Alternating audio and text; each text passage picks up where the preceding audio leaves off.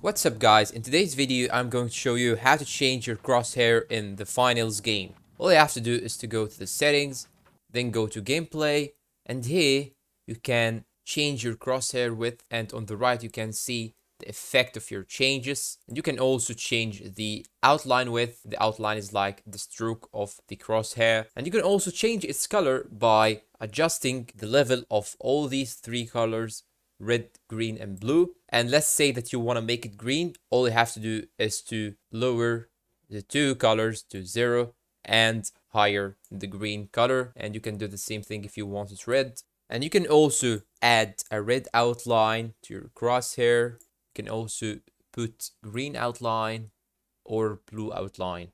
And from this option, you can remove the center dot or display it, as you can see.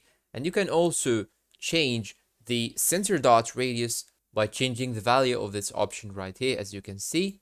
In addition to that, you can change the opacity of your crosshair if you don't want it to be very visible in the game. You can lower the opacity.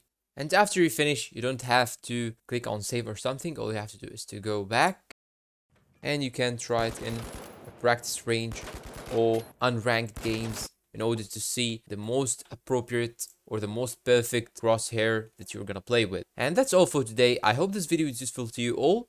Don't forget to hit the like button and subscribe, because I will add more the finals tutorial to you. Thanks for watching and goodbye.